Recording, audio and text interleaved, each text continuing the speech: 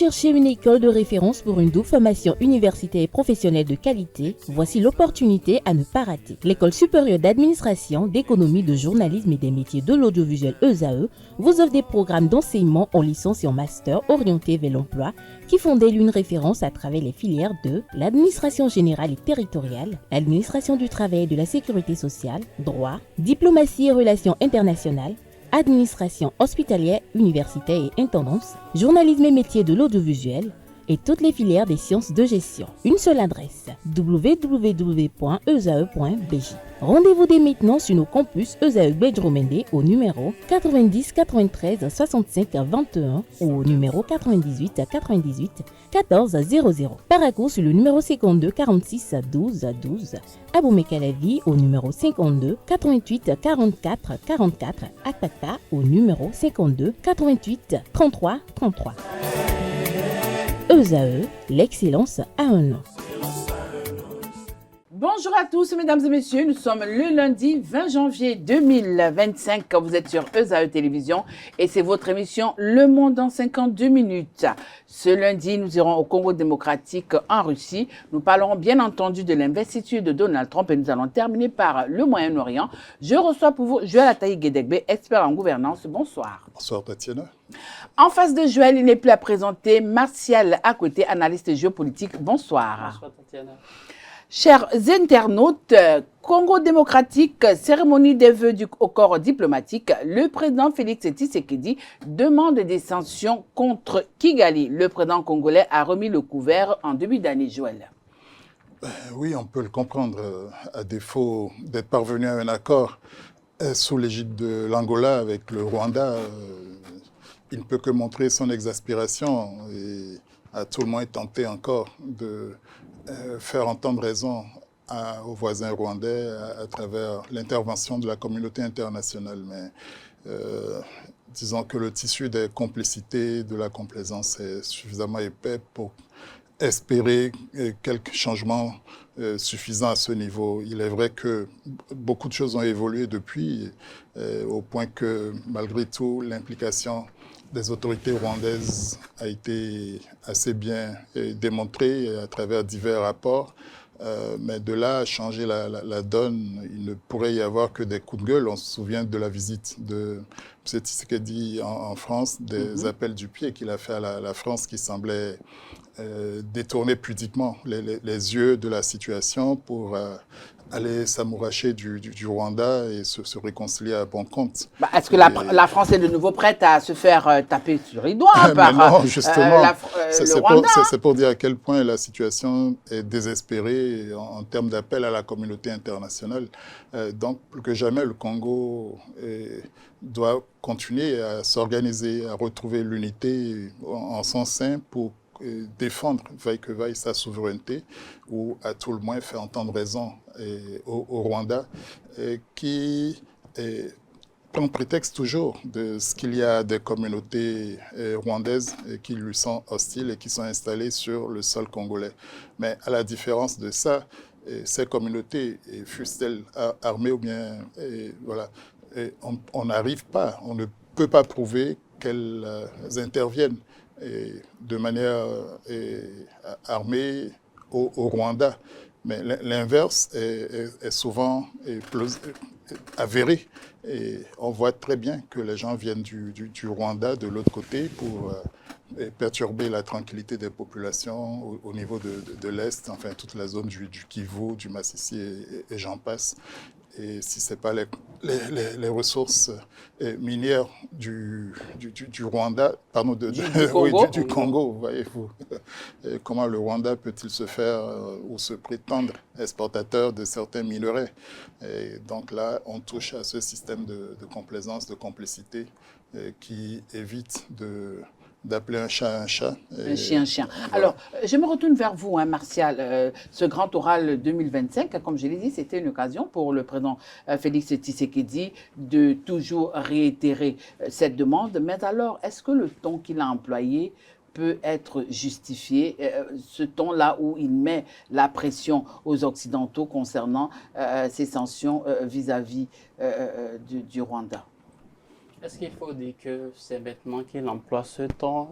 Je ne pense pas. Il a déjà à plusieurs fois réitéré. Est-ce que cela est justifié? Mais bien sûr que oui, cela est justifié dans le sens où le changement espéré Oui, mais on est en train de parler n'est des pas... Occidentaux qui sont quasiment pas aussi étrangers à ce qui se passe du côté du Rwanda. Parce que s'ils voulaient qu'il y ait du côté du Congo démocratique, parce que s'ils voulaient qu'il y ait cette paix, je crois qu'ils auraient quand même pas tapé du poing sur la table. Oui, justement, est-ce que c'est le fait qu'ils veuillent la paix ou non? Est-ce que c'est là la question? Mais la question se situe plutôt au niveau des intérêts et surtout quand il s'agit de l'Afrique, ces puissances occidentales n'ont pas vraiment quelque chose à faire avec le maintien de la paix et de la stabilité. Une fois que leurs intérêts sont sauvegardés, sont toujours défendus. Et donc, c'est à partir de ce moment que se pose essentiellement le problème. Il existe un problème de volonté pour pouvoir vraiment changer la situation qui est en train de se dérouler. Mais les intérêts priment sur cette volonté, où je dirais que les intérêts empêchent de manifester cette volonté sincère, bien sûr, pour régler définitivement la question avec la RDC, le Rwanda. Une fois que nous avons des minerais que nous pouvons avoir très souvent à un coût réduit, parce que ils sont tous bien conscients du fait que le Rwanda ne dispose pas de ces minerais sur son territoire et que le Rwanda ne pourrait se permettre de vendre ces minerais au prix normal, normalement. Donc, ce sont des accords secrets et puis ils en profitent tout le temps. Alors, si c'est comme ça, qu'est-ce qu'il faut concrètement pour amener ces acteurs au niveau international à changer de fusil d'épaule? C'est notamment la question qu'on se pose. C'est ce qui doit mener la RDC. Bien sûr qu'il est important de tout le temps rappeler les sanctions, mais je pense que la RDC doit prendre ses responsabilités. Justement, Martial, alors, avec ce ton qu'il emploie depuis quelques années, la donne ne change pas. Les choses, on a comme l'impression que la situation s'empire plutôt. Justement, mais ce n'est pas une raison pour cesser. En fait, il faut toujours le rappeler, il faut souvent le mettre sur la table, mais de l'autre côté, ce qu'il faut attendre de la RDC, c'est de s'organiser elle-même, de se rendre compte que l'aide ne viendra pas, bien sûr, en répétant, c'est bien de remettre toujours, de jeter à la figure de la communauté internationale la préoccupation qui est celle du Rwanda, mais de l'autre côté, il faut commencer à se préparer, se rendre compte que tout est mêlé et puis la communauté internationale techniquement est là, ne pourrait vraiment pas apporter grand-chose à la situation, ne pourrait pas changer drastiquement apporter la solution ou changer la situation. Donc il faudra compter sur la RDC même. Nous avons vu l'échec de l'Angola, toujours ces rencontres prévues entre Félix Tshisekedi et Paul Kagame qui ont tout le temps échoué. Il y a un qui est là, il y a l'autre qui n'est pas là. Voilà, justement, tout ça rend difficile la communication pour résoudre le problème. Alors, si c'est cela, il faut choisir l'option de prendre ses responsabilités et d'organiser cette défense, cette sécurisation du territoire par la RDC elle-même. Alors, Joël, lorsque nous avons cette puissance, cette montée en puissance du M23, pratiquement chaque jour, il y a des combats qui se passent de ce côté du Congo et nous savons tous ici sur ce plateau que le M23 est quand même une épine assez lourde au niveau du pied du Congo démocratique. Alors moi, je vous pose la question de savoir, avec les négociations qui sont au point mort aujourd'hui, qu'est-ce que la RDC peut espérer ? Pas grand-chose, à moins de... Même pas un petit espoir ? Pas beaucoup. Martial l'a dit, il faut que la RDC trouve le moyen d'optimiser son organisation, sa cohésion interne, et pour en imposer. Et après tout, quel est le charme du président Kagame vis-à-vis de la communauté internationale? C'est sa capacité de domination, d'organisation de son pays. Et il a mis l'ordre. Il en arrive même à donner mauvaise conscience à la communauté internationale avec la question du génocide, un peu à la manière d'Israël. Et donc, quand on vous met ça sous les yeux, ça a souvent le don de vous ramollir. Et donc la manipulation est parfaite, en plus des intérêts bien compris au sujet des minerais. Et on s'étonne de voir cela, mais M. Kagame a développé toute une communication adossée à son leadership, adossée à une vision qui part ailleurs, notamment sur les questions économiques. La ZLECAf, par exemple, force le respect ou attire la sympathie des uns et des autres. Et donc le Congo n'a pas atteint ce niveau-là d'attrait. Le Congo et la RDC est beaucoup plus synonyme de désordre, de pays ingouvernables, d'États impossibles à gouverner, vu les 2 400 000 km² qu'il y a là. C'est quand même un pays assez immense quand même. Hein, c'est un pays-continent. Ouais. C'est un des 3 pays les plus vastes d'Afrique. Entre le Soudan, l'Algérie, Mali crois, aussi, le Mali sans doute. Voilà. Le Et Niger, je crois. la gouvernabilité, il faut aller en RDC pour voir, les routes n'existent pas. Donc, comment gouverner un pays comme ça? Voilà, les autorités qui sont en charge de la gestion de ce pays ont un mal objectif à assurer l'effectivité de leur pouvoir. Et c'est encore une des faiblesses les plus importantes de la RDC et toutes choses qui font que, toute proportion gardée, le petit Rwanda dicte sa loi. Mais la différence vient de l'organisation. Le petit David, vous voulez dire? Oui, le petit David face au Goliath. Et donc la différence est dans l'organisation, dans le leadership.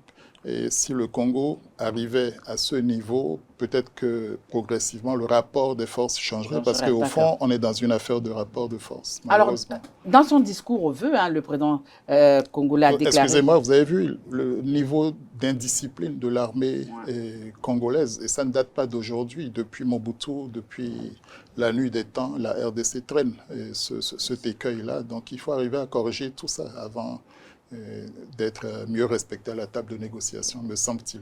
Alors, justement, dans son discours, lors de cette présentation des vœux, le président congolais a déclaré, je cite, « Permettez-moi d'être parfaitement clair, la RDC ne se soumettra jamais aux pressions d'acteurs extérieurs. » Alors, quand on parle d'acteurs extérieurs, est-ce que le M23 aujourd'hui peut être considéré comme un acteur extérieur? Dit que le M23 serait un acteur extérieur, je pense que cela ne pourrait pas vraiment s'entendre parce que le M23 aujourd'hui n'est plus sur le territoire congolais. Donc techniquement, c'est un mal qui gangrène le pays de l'intérieur, même si la plupart des combattants viennent du côté du Rwanda. Et donc, la préoccupation ici de Félix Tshisekedi serait... On pourra aussi avoir des Congolais parmi les combattants. Hein. Oui, justement, parce que quand l'État a failli, quand l'État n'arrive pas à prendre le contrôle de tout territoire, il y a donc la vie compliquée, la vie difficile, tout ça qui amène certaines personnes naturellement à se joindre à l'ennemi, en fait, l'ennemi du pays dont on est de la nationalité. Et donc, c'est tout cela qui aggrave davantage la situation. Et donc, dire que le M23 est un acteur extérieur aujourd'hui, je ne pense pas que cela puisse s'entendre. Mais quand Félix Tshisekedi veut parler des acteurs extérieurs, je pense qu'il se réfère davantage aux États qui pourraient mettre la pression du compte tenu de leurs différents mais justement, intérêts. Parlant de ça, c'est la raison pour laquelle je pose cette question de savoir est-ce qu'aujourd'hui on ne pourrait pas considérer le M23 comme étant quand même un acteur extérieur de cette guerre, parce que lorsqu'il a... oui. Je viens, Joël. Le président Tshisekedi a poursuivi en disant « Le dialogue avec le groupe terroriste comme le M23 est une ligne rouge que nous ne pourrons jamais franchir. » Bon, est-ce que là, déjà, c'est pas lui-même... Est-ce qu'à ce niveau, déjà, le président congolais même ne bloque pas déjà un espoir de négociation. Quoi qu'on dise, hein, il faut toujours négocier pour finir par trouver un terrain d'entente. Oui, vous le dites. Non, c'est une pétition de principe. Hein, on commence toujours comme ça, mais les plus dures batailles se terminent toujours autour d'une table de négociation. Et même pendant qu'on se bat, on n'en discute pas moins quelquefois. Suivez mon regard. Même à travers les échanges de prisonniers, ne serait-ce qu'à travers la Russie. Nous allons y parler, nous allons revenir dans quelques instants. Mais je voudrais dire deux choses. Autant... oui, le M23 est composé de combattants qui pourraient être effectivement des Congolais d'origine. Il y a malheureusement un problème. Les Baya-Moulengue, pour ne pas dire les Tutsis et autres là.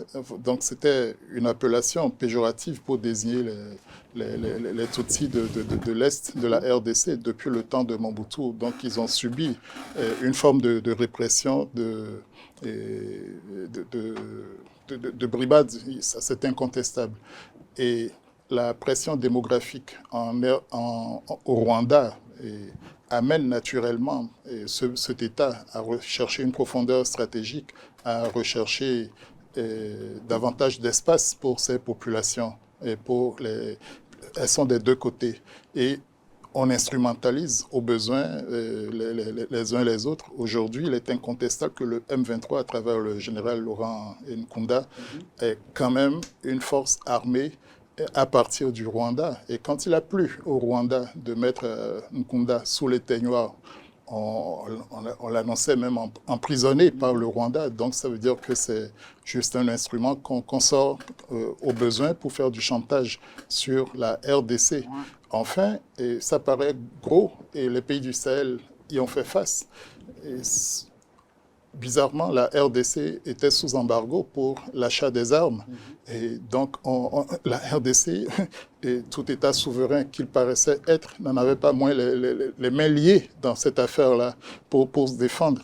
Et ça fait qu'il y a comme un complot international, qu'il y a assez de malice pour entretenir cette situation et qu'on pourrait quand même transformer avec, je le crois, effectivement, un pan des gages de la RDC également pour traiter décemment les populations Tutsis dont le Rwanda estime être le défenseur attitré. Alors, nous nous rendons du côté de la Russie. Moscou et Téhéran ont signé un accord stratégique, un texte aux objectifs ambitieux. Dixit Vladimir Poutine, coopération militaire entre la Russie et l'Iran. Les deux pays se donnent la main. Justement, il ne s'agit pas de quelque chose d'assez nouveau, mais quand on observe le contexte international et tous les revers subis par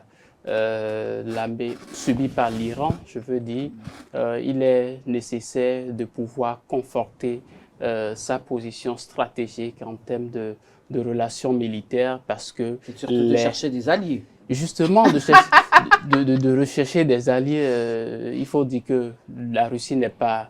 exemple aussi. Hein, voilà, justement. Donc, les deux États se retrouvent dans une position où chacun a besoin de l'autre. Et donc, c'est le moment de dynamiser davantage cette coopération militaire parce que la Russie représente une force assez importante dans cette zone où les proxys de l'Iran ont été défaits dans le cadre du conflit entre Israël et le Hamas. Donc, il est important pour l'Iran de pouvoir s'assurer une certaine présence dans cette zone, le temps de reconstituer cette barrière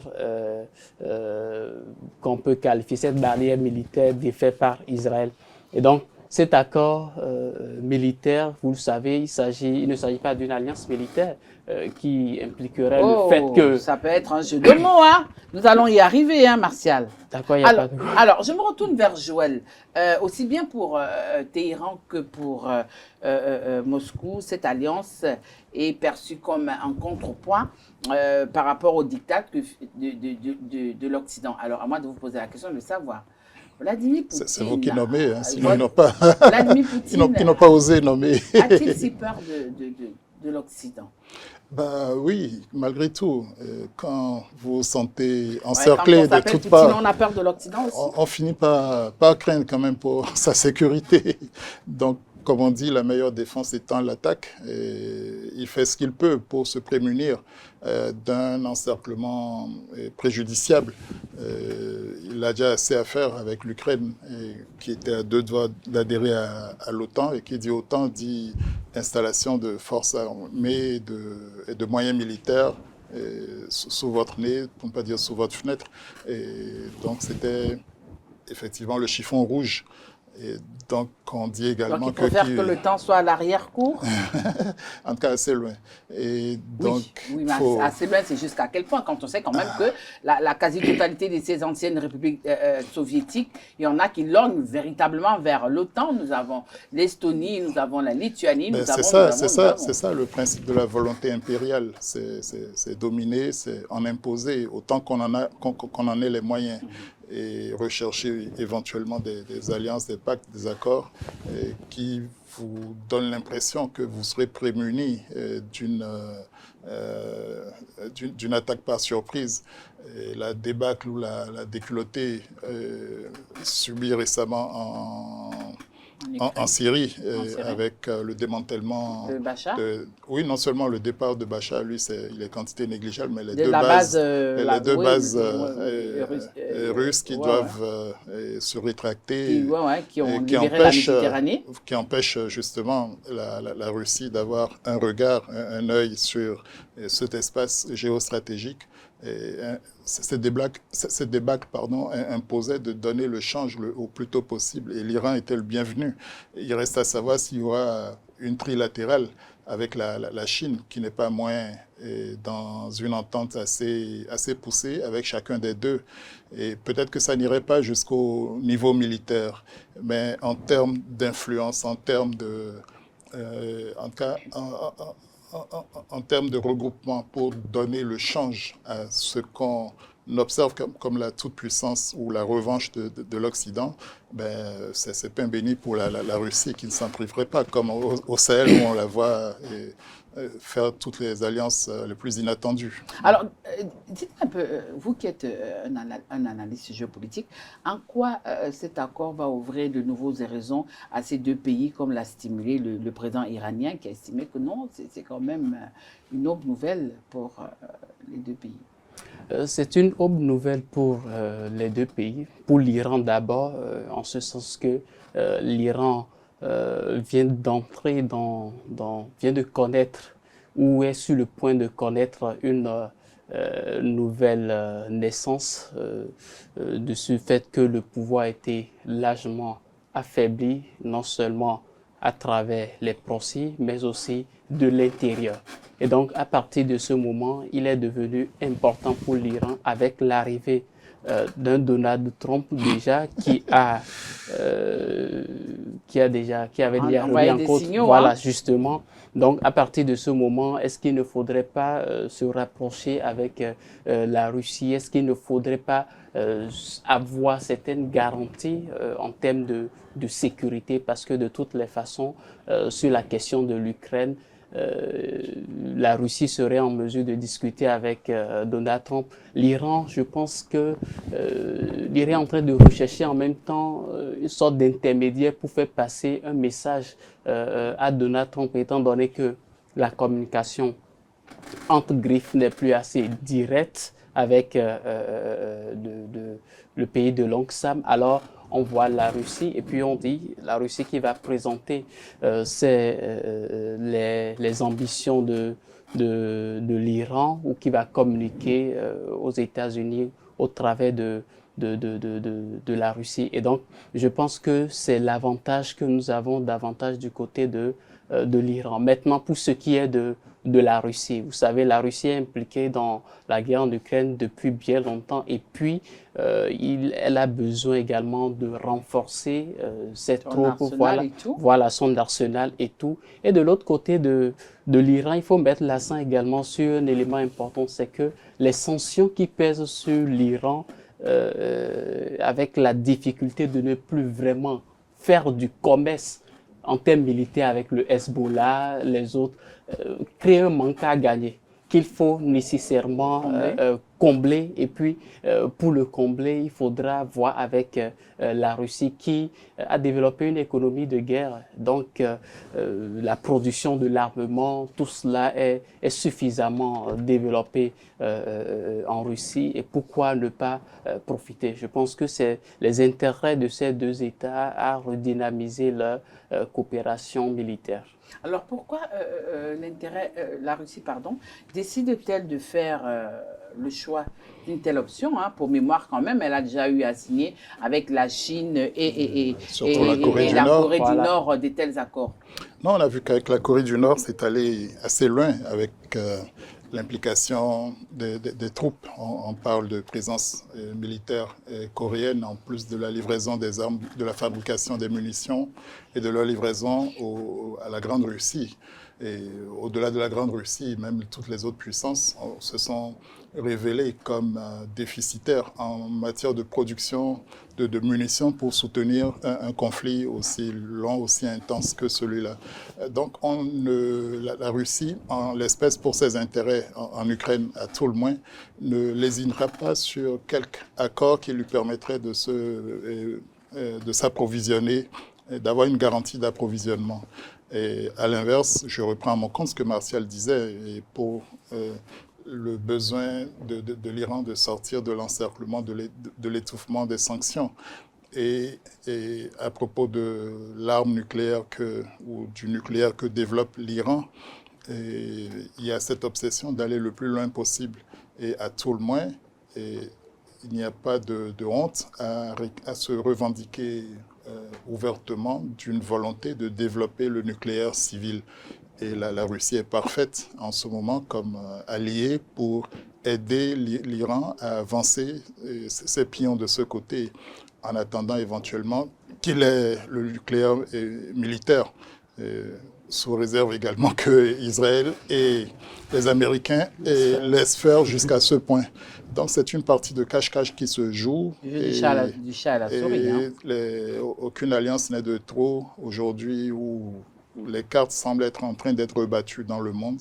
On a vu très rapidement, comme il a dit, tout ce qui s'est passé dans la zone, en Syrie, au Liban, en Palestine. Et donc se trouver de nouveaux alliés, ma foi, n'est pas négligeable. Moi, je suis curieux de voir ce que ça va donner jusqu'au niveau du BRICS. Est-ce que l'Iran va y adhérer ou pas, ou bien est-ce qu'il y aura effectivement une espèce d'entente à trois avec la Chine qui aussi essaye d'avancer le bout de son nez dans la région et qui n'en a pas moins déjà signé un accord avec l'Iran, n'en a pas moins favorisé la réconciliation entre l'Iran et l'Arabie saoudite. À l'évidence, beaucoup de choses bougent. Alors justement, cette signature, elle intervient. Elle est intervenue quelques jours avant l'investiture de Donald Trump qui a lieu ce jour. Alors avec cette investiture, est-ce que Washington devrait s'attendre à un bouleversement du côté de cette partie du monde? Et dites-moi un peu, croyez-vous que l'Iran et la Russie peuvent être les maîtres à jouer dans le nouvel ordre mondial qui essaye de se dessiner depuis quelques temps déjà? Il faut dire que l'Iran est un acteur très important dans sa région, mais qui est en train de connaître une période assez difficile et donc qui a besoin de ce rapprochement avec la Russie. Maintenant, pour ce qui est du côté de Washington, de savoir si l'arrivée de Donald Trump aujourd'hui va changer vraiment la donne. Oui, je dirais d'une certaine manière, à ce niveau, je veux dire au niveau de l'Iran, la relation avec Donald Trump, c'est quelque chose qui n'est pas vraiment au beau-fils. Et donc, l'Iran décide quand même, en poursuivant les négociations, vous savez, les négociations continuent par rapport au nucléaire avec les pays européens. Mais vous savez, en ce moment aussi, les pays européens sont en quelque sorte menacés par cette arrivée de Donald Trump. Et donc, je pense que c'est le moment pour l'Iran et pour les Européens, pour la Russie même, de commencer à mettre les jeux, de mettre en place les jeux nécessaires pour pouvoir supporter cette arrivée de Oui, mais est-ce qu'il ne serait pas Donald tôt de Trump. sortir les jokers? Est-ce que c'est pas tôt de sortir les jokers? Bon. Non, je ne pense pas que c'est pas trop parce que le silence a été observé pendant un bon bout de temps déjà.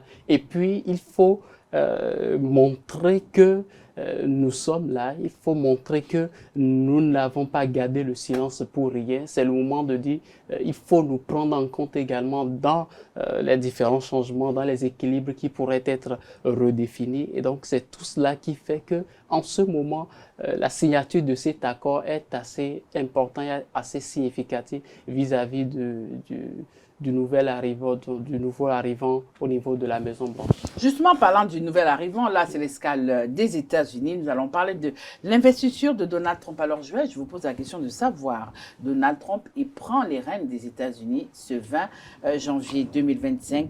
Pour certains, c'est une inquiétude. Pour d'autres, en l'occurrence, la communauté internationale, on se pose des questions et on vit sur assistance respiratoire. À ce point. Non, bon, M. Trump fera du Trumpisme, hein, et c'est vrai qu'il a dévoilé quelques autres facettes de son personnage. Il est plus sûr de lui que jamais, et parfois surprenant, mais c'est aussi finalement quelqu'un qui joue assez bien du contre-pied, va là où on ne l'attend pas. Et c'est d'abord déstabilisateur pour ses alliés européens, occidentaux, et qu'il veut obliger à payer, qu'il veut obliger à contribuer d'abord à l'effort de défense de leur territoire. Et deuxièmement, il n'en a pas moins annoncé les couleurs par rapport à la Chine qui a été désignée comme l'ennemi numéro 1. Il en faut à ce niveau-là pour stimuler pour organiser la mobilisation chez lui au plan économique comme militaire. Donc, il a assez bien dessiné la figure. Il a déjà ses cibles en tête, c'est ça? Absolument. Pas qu'en tête, il a dit très ouvertement, et mieux au-delà de ça, à travers le secrétaire d'État pressenti, Marco Rubio, qui a été très loin dans son audition au Sénat en vue d'être appointé comme secrétaire d'État. Et donc, plus que jamais, la Chine, au moins au plan économique, est un adversaire que Donald Trump va combattre aussi résolument que possible. Jusqu'à peut-être entendre raison lui-même au plan rationnel, parce que monter les taxes à tout va contre la Chine, contre les Canadiens, contre les gens du Mercosur, contre tout ce qui gêne, tout ce qui monte un peu, peut-être probablement contre les Européens, finira peut-être par exaspérer les autres et les liguer contre vous. Militairement, est-ce qu'il a pour autant les moyens de sa puissance quand il veut utiliser la question de Formose, de Taïwan, pour contrer, encore pour aller plus loin militairement face à la Chine? Et de ce point de vue, il est possible qu'un affrontement ou que des escarmouches naissent au niveau du Pacifique, où les deux puissances pourraient se faire face. On n'y pense pas souvent, mais économiquement, M. Trump ne se privera pas des moyens qu'il vient de retrouver avec la forte connotation autant d'extrême droite que d'ultra-libéraux qui l'entourent. Presque rien ne pourrait les arrêter en dehors du bon sens, en dehors de la résistance des autres et des contre-effets de ce qu'il aura produit. Vous ne pouvez pas taxer à ce point les produits fabriqués en Chine, mais avec des entreprises souvent américaines, occidentales, installées là-bas en bénéficiant des avantages octroyés par la Chine, sans que cela ne revienne au serpent qui se mord la queue.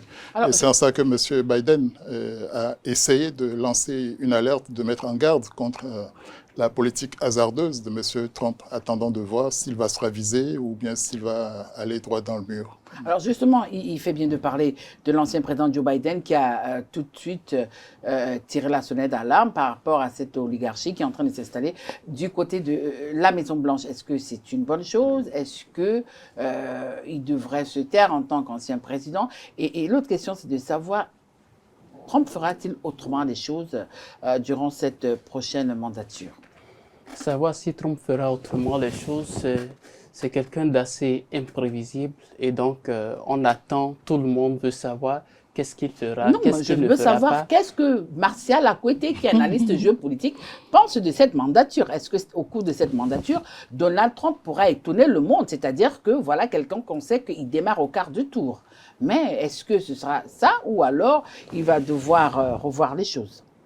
Certainement, je peux confirmer le fait qu'il va toujours continuer à étonner le monde. Ça ne sera pas quelque chose d'assez nouveau maintenant. Dans quel sens il va étonner le monde? C'est là que se pose la véritable préoccupation. Est-ce que ce qu'on attend de Trump sur les différents sujets, la migration, la politique étrangère, les relations avec les autres États sur les questions économiques, ainsi de suite, la question climatique justement, voilà autant de questions sur lesquelles on connaît au préalable la position de Donald Trump, mais est-ce qu'il faut voir, est-ce qu'il faut observer un changement? Ce que je peux dire par rapport à cela, c'est que Donald Trump, c'est quelqu'un d'assez pragmatique et c'est quelqu'un qui aime faire des deals. Et donc, il est dans la posture de créer les conditions nécessaires au deal. Nous l'avons vu déclarer le fait qu'il faut faire du Groenland une propriété des États-Unis. Pourquoi est-ce qu'il ne faut pas Est-ce qu'il ne serait pas provocateur à la limite, hein, le président américain? Oui, je pense que tout ceci, c'est pour créer un climat de peur, de tension, afin d'amener les destinataires, notamment les Européens, à dire que mais il faut faire avec et obtenir ce qu'il doit obtenir de ces États.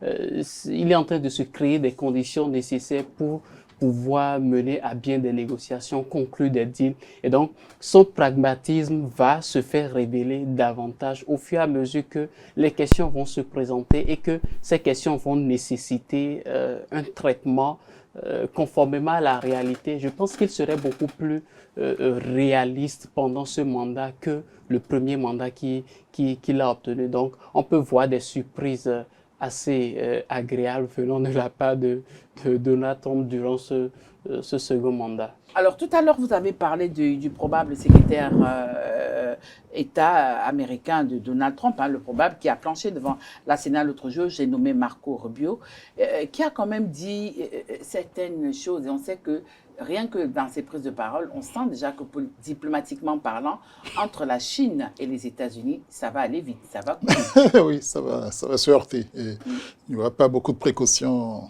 oratoires et encore moins diplomatiques. Hein. Bon, donc, mais les grands savent se respecter. Ils vont se retrouver autour de leurs intérêts. Et là, je rejoins Martial par rapport à la question du pragmatisme. Et si l'une de ces deux puissances perd le sens de la nécessité, bon, ça risque d'aller très loin, de faire très mal et de se cristalliser autour de Taïwan notamment, quoi, qui devient un symbole. Parce qu'il a dit en ce qu'il moment. pourrait empêcher l'évasion de Taïwan. Hein. Ah, oui, qui va. Bon, la Chine n'est pas pressée d'envahir Taïwan non plus. Vous n'êtes pas dans l'agenda chinois quand même. Hein. Si, la Chine cherche à avoir une influence assez soft et à être présente dans la tête des gens. Donc si la Chine en arrive à faire des Taïwanais et finalement ses propres alliés, que viendraient chercher les États-Unis en ce moment? On voit bien les gens de Hong Kong, comment ils se sont accommodés quelque part de l'impérium chinois qui leur a concédé leur forme de démocratie à la britannique. Et quand il plaît à la Chine d'aller un peu plus loin... Non, oui, quand il plaît à la Chine, comme je disais... Il n'en est plus une aujourd'hui. Donc, de réduire cela... Ça a servi de leçon. Ça a quand même servi de leçon aux Taïwanais. Sans le crier sur les toits, donc la Chine a démontré son mode opératoire. Déjà, au niveau de la Chine continentale, on parle non seulement d'un pays et de deux systèmes, pour ne pas dire de plusieurs. Donc la Chine saura s'accommoder des particularismes de cette zone d'influence qu'elle revendique, qu'elle rappelle devoir lui revenir, sans pour autant utiliser la manière brute d'un Poutine par rapport à l'Ukraine, quoique et parfois ce soit payant parce que, petite parenthèse, dans ce qui se dit, dans ce qui s'annonce par rapport à la sortie de la crise russo-ukrainienne, il semble que le fait accompli des territoires occupée par la Russie, sera consommée. En fait, disons que il ne sera pas question pour la Russie de restituer les territoires occupés. Quand même aussi, hein. Et, il semblerait maintenant, la Chine ne cherche même pas à occuper militairement les îles de Macao, Taïwan ou autres, mais va continuer à rappeler que c'est sa zone, sa cour intérieure en fait, et le reste du Pacifique est sa zone d'influence. Avec les Américains vont se regarder en chien de faïence le temps qu'ils sauront être raisonnables. Mais des incidents ne sont pas à exclure. Nous terminons par le Moyen-Orient. L'État hébreu et le Hamas acceptent une trêve à Gaza et la libération des otages. Après des nuits de tractations et des négociations, Israël et Hamas acceptent un accord de cessez-le-feu pour Gaza. Vous souriez tout à coup comme ça, vous mettez un sourire, donc on veut comprendre. C'est l'accord de cesser le feu tant espéré. Nous en avons très souvent parlé ici sur ce plateau qui a finalement vu le jour. Il ne faut pas s'emballer quand même. C'est un soulagement pour les Palestiniens qui ont quand même démontré leur joie par rapport à cela. Maintenant, est-ce qu'il faut savoir... Ils disent qu'ils sont des Gazaouis. Oui, justement, c'est le moment de se revendiquer, Gazaoui. Maintenant, est-ce que après, c'est ce qui va se passer après qui est intéressant. Est-ce que l'État hébreu va poursuivre avec cette guerre? Ce qui est certain, c'est que Israël ne va pas s'arrêter du jour au lendemain. Malgré tout ce qui a été déjà fait, comment est-ce que la bande de Gaza a été décimée, ne va pas s'arrêter juste du jour au lendemain, juste après ces accords. Et si cela devrait arriver, ça va dépendre également du comportement du Hamas. Si pendant cette période, ce que Israël craint, c'est-à-dire le fait que le Hamas puisse récupérer un tant soit peu ses forces pour revenir à la charge, ce qui n'est pas exclu parce que je peux vous dire que dans la tête du Hamas, ils sont certains que Israël ne va pas juste mettre fin. Cette réflexion et vice-versa aussi, hein? Justement, donc il y a ce climat... Vous voulez dire que c'est un marché de dupes, c'est ça? Il y a ce climat de méfiance, justement entre les deux qui va mener chacun à se préparer pour cesser le feu, pour la suite. Et c'est à partir de ce moment que nous verrons, il y a un Donald Trump qui va entrer en jeu, et puis il y a la question entre la Russie et l'Ukraine qui serait en train d'être certainement traitée. On verra par la suite qu'en sera-t-il vraiment et concrètement de la suite à réserver. Mais je pense que Israël a suffisamment eu le temps et a suffisamment dépensé l'énergie pour pouvoir se rétracter maintenant parce qu'on l'a vu, le Benjamin Netanyahou n'a pas eu du mal à conclure cet accord, même si les conséquences ont déjà commencé à se faire sentir de son gouvernement. Alors justement, critiqué il n'y a pas longtemps pour n'avoir pas trouvé une issue à la guerre du côté de Gaza, là maintenant c'est ce même Qatar qui a été longtemps critiqué, qui est revenu au devant de la scène pour rendre publique cette information. Oui, bon, le Qatar n'est pas seul à pouvoir en imposer. C'est un subtil partage des rôles. Oui, mais aujourd'hui, c'est eux qui récoltent les marrons du feu. Oui, au minimum, parce que non seulement ils sont en mesure de soutenir, de porter une assistance respiratoire aux territoires occupés, et donc en tant que tels ont une part d'influence sur le Hamas, mais M. Erdogan ne se prive pas non plus de revendiquer cela, donc chacun se dit parrain à un titre ou à un autre des Palestiniens ou bien du Hamas. Jusqu'à quel point les uns et les autres contrôlent cette volonté propre et sont même en mesure d'éteindre l'irrédentisme palestinien. Là, je ne m'avancerai pas trop, mais en partie, la doctrine d'Anthony Blinken, le secrétaire d'État sortant, a quelque peu payé. Et avec Biden, ils en étaient à dire qu'on ne pourrait arriver à cet accord ou bien à ce point-là qu'avec une réduction significative de la puissance militaire du Hamas. Oui, faute de belligérants, comme on dit, la paix s'impose. Et moi, je souriais tout à l'heure parce que, évidemment, il y a une telle juxtaposition, une telle concordance de tout. Monsieur Trump rentre en fonction aujourd'hui et même avant cela ne s'est pas privé de revendiquer la paternité de cet accord. Exactement. Et si c'est le cas, si on peut le penser, ça voudrait dire que les États-Unis ont démontré par là qu'ils ont les moyens d'en imposer et d'orienter les choses dans un sens ou dans un autre.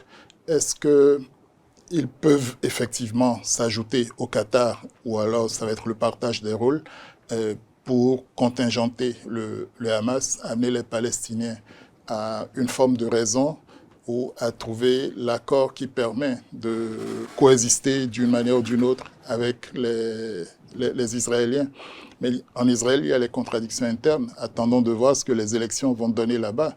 Est-ce que les ultra-orthodoxes vont continuer d'imposer leurs lois et tirer par le bout extrémiste la chose, ou bien est-ce que des gens plus favorables à un accord de coexistence avec les Gazaouis ou avec ce qui reste de la Palestine, de la Cisjordanie, est-ce qu'il y aura des gens qui vont se dégager au niveau d'Israël en termes de volonté profonde de trouver quelque chose de plus stable?